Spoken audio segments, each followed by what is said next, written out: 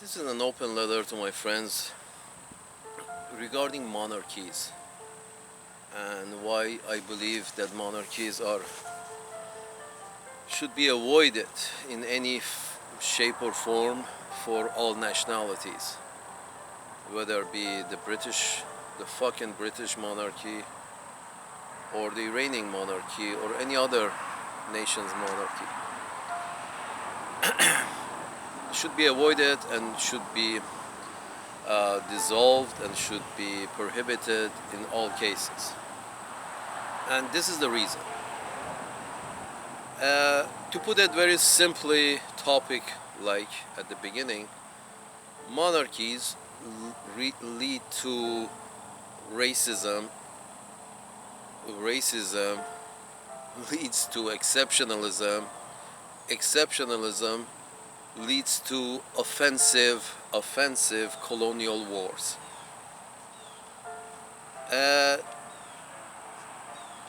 Therefore, I can actually, say for certain that the reason for the Russian invasion of Ukraine is because of the British monarchy. I can actually relate those two together as such. Here's the thing. Monarchy is basically stating that a family, a person is special because they were born that way. That's the whole spiel of monarchy, as we all know. Special because they were born in a specific family. That's all. That's the whole spiel of monarchy. But that also the same argument for racial superiority.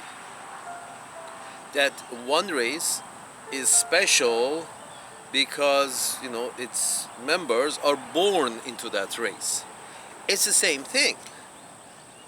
You see what I'm saying? So,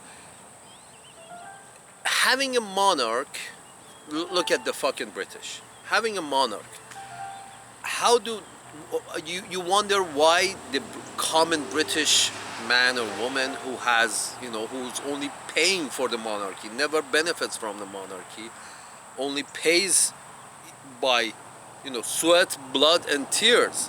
All these wars were started. World War One, World War Two. All these wars were started by monarchies or monarch-like entities in Europe. Even World War Two. Even World War Two. Even World War Two was.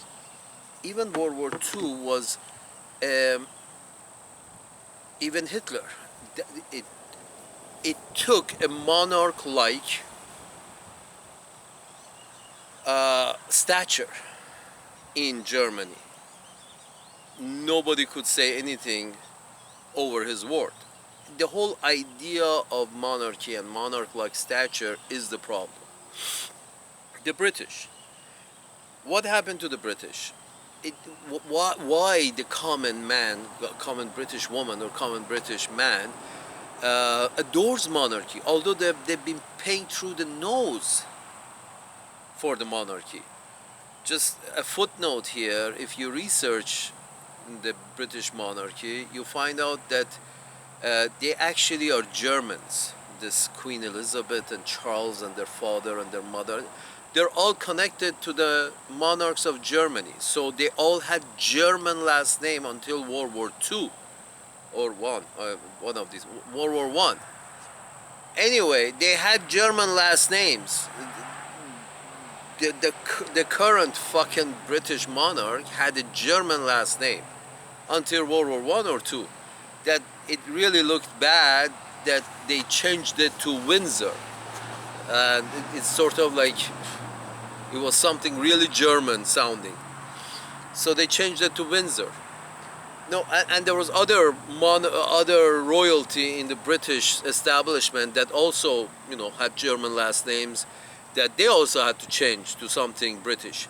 So, when you know all of this, you find out that now why do the British feel you know, feel very happy, very, very, very enthusiastic. Many of them still feel very enthusiastic about the whole idea of monarchy.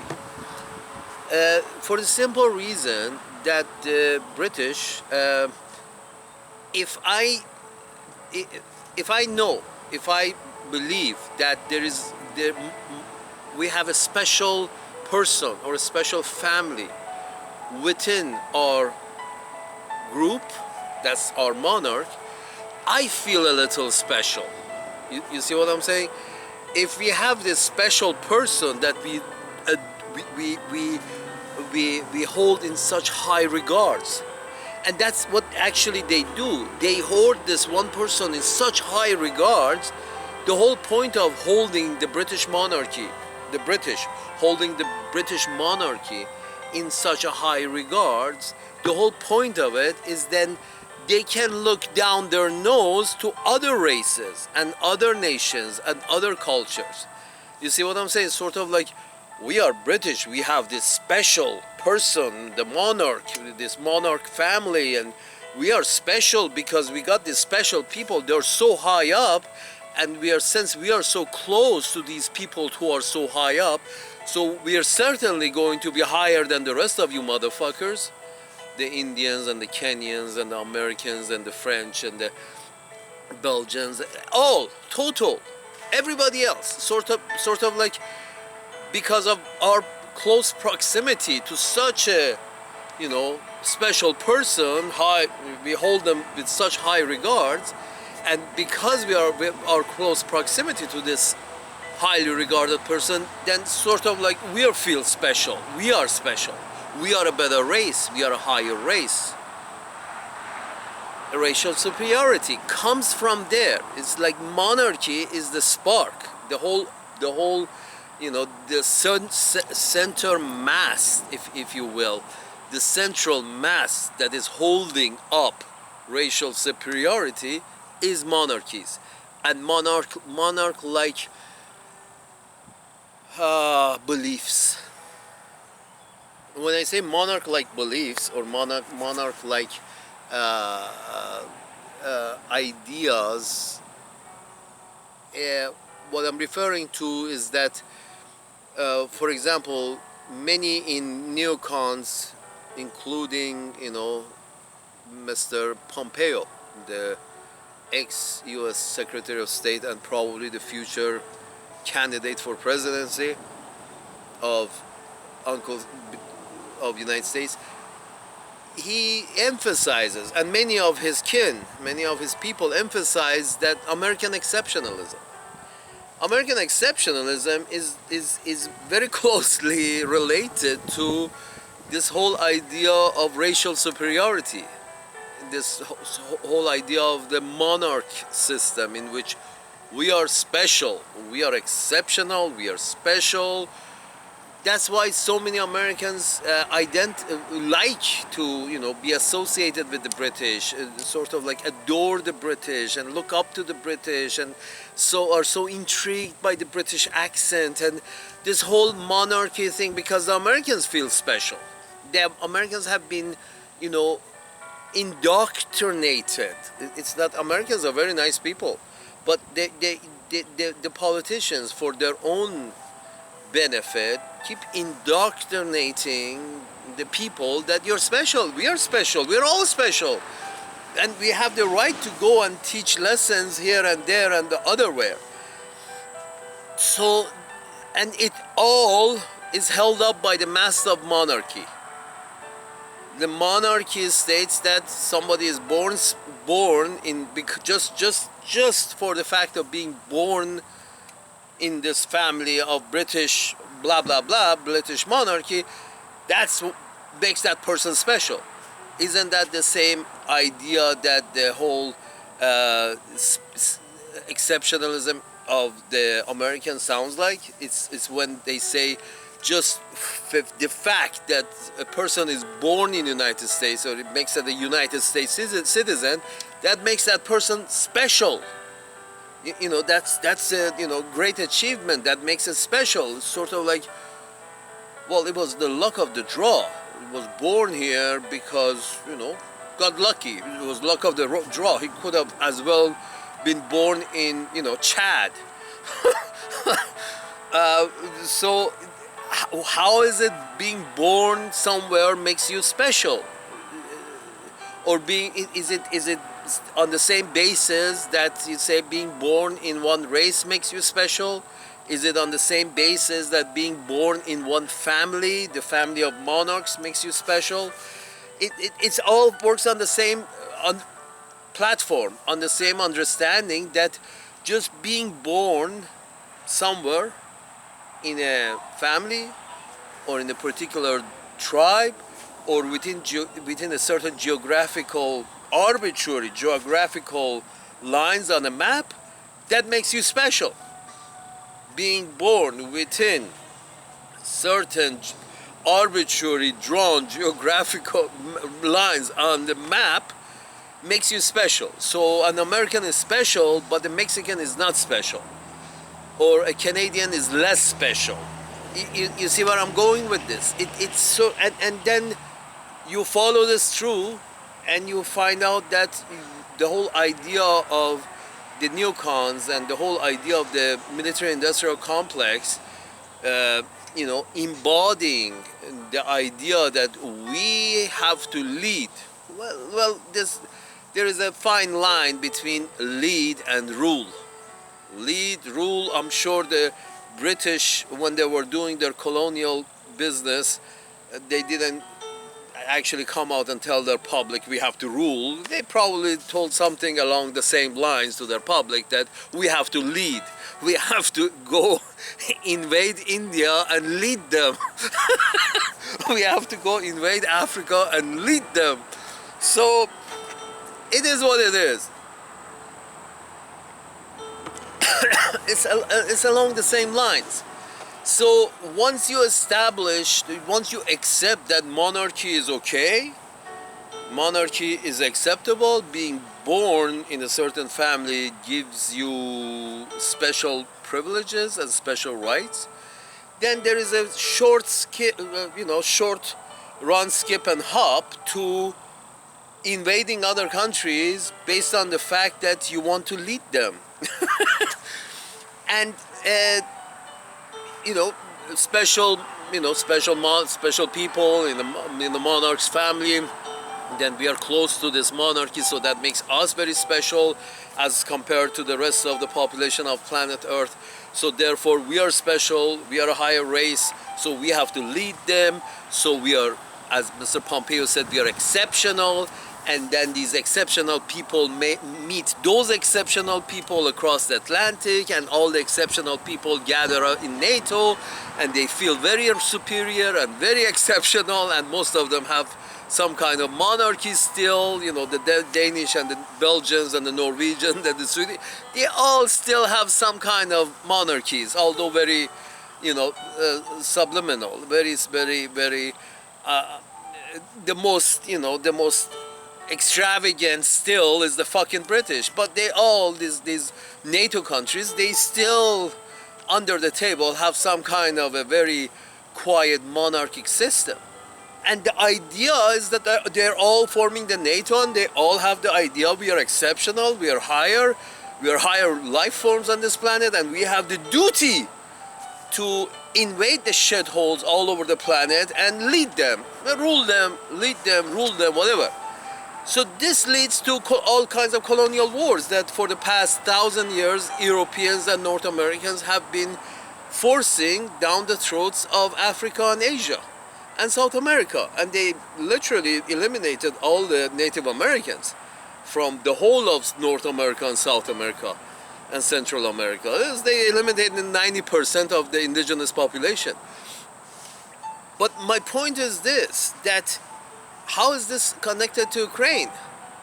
Russian invasion of Ukraine? Simple. Putin actually came and said,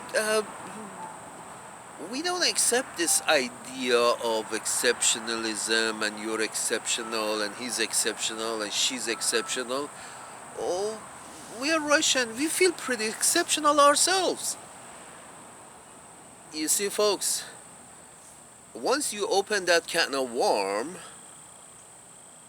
then the Russians, the Chinese, the Nigerians, everybody feels kind of special. If you go down that road, Russians are saying basically, we feel kind of exceptional ourselves. You invaded Iraq and Afghanistan and Syria and Libya and everywhere else on this planet because just by saying that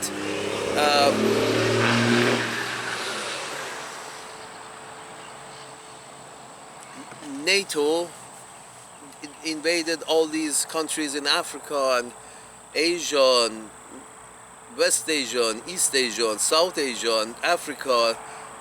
All these countries were invaded either directly militarily or directly through manipulated through intelligence agencies of the West, of the NATO countries, because you motherfuckers feel exceptional.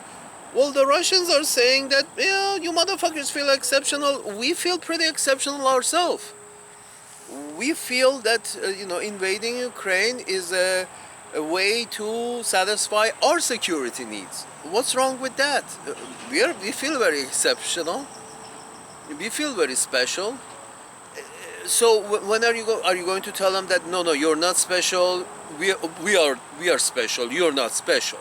You see, this is how you end up in World War III. When you go forward, and let's not call it the Bush wars in Iraq and Afghanistan, because all the Senate agreed. They gave green light to Bush to invade as many countries as he wants. They all give him green light. So it was America's war in the Middle East. It was the Senate approved it, the House approved it, the President, Vice President, everybody went along just fine. It's like a handful of people like Bernie Sanders stood up and said, no, stop this bullshit. But there were like handful, two handsful. That doesn't, make it different when, 90% are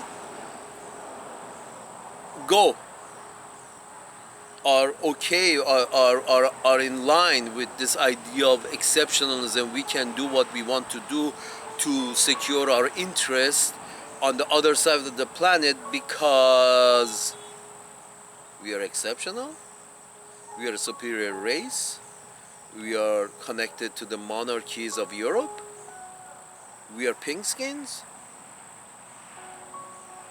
And please, by all means, don't bring me Colin Powell and say, no, because we have a bunch of black skins and the brown skins fighting in our war machine, that means we are not racist. No, I'm sorry you feel that way.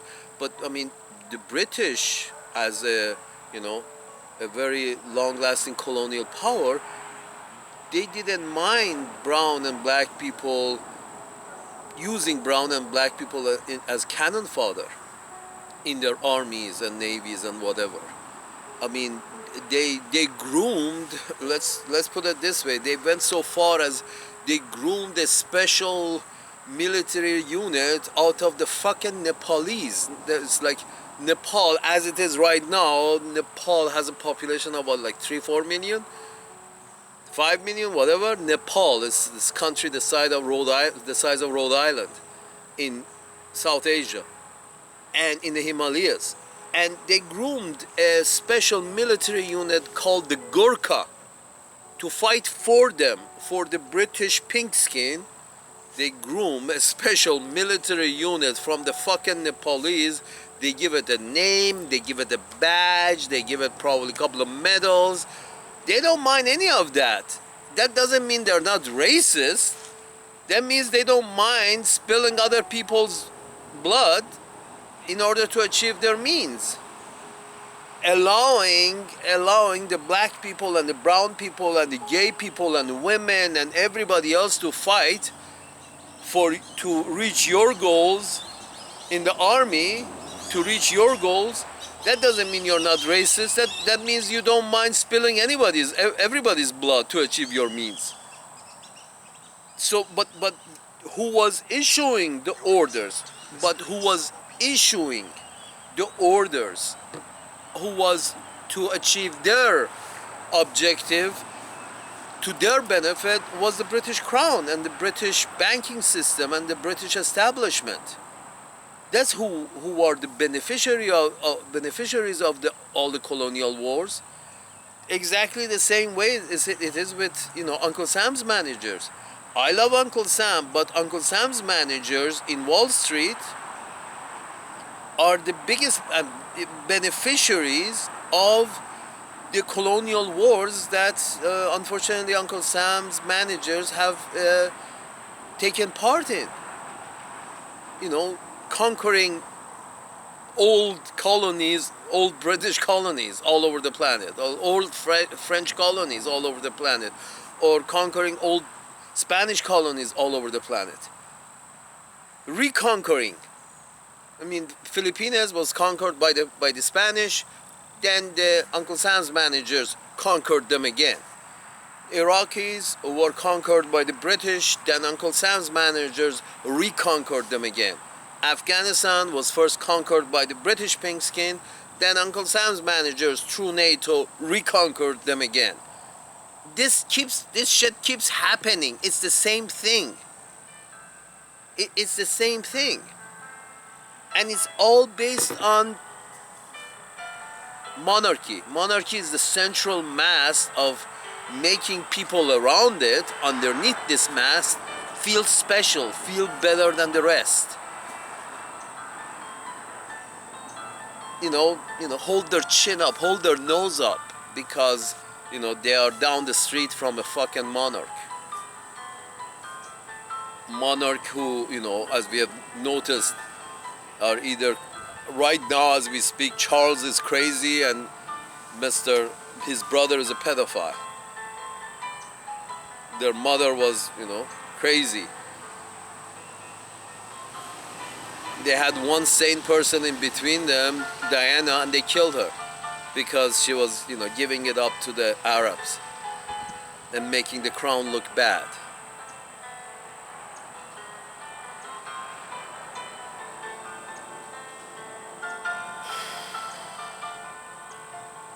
Yeah, folks, monarchies just makes people feel special for no real reason. Makes people feel like exceptional for no real reason. Gives people the cover to become invaders, gives people the cover to feel they have the right to lead. These monarchies and monarch type mentalities gives people the cover to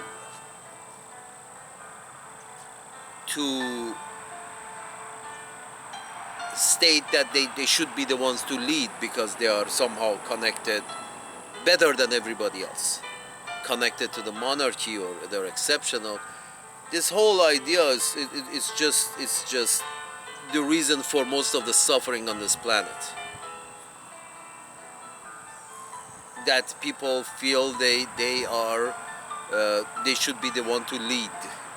Well, lead, rule, as we said, is a very blurry line. The Uncle Sam's managers keep using the word lead more than they should. Most of the time they should be using the word rule, but they keep using the word lead. Okay, fine, that's just tomato.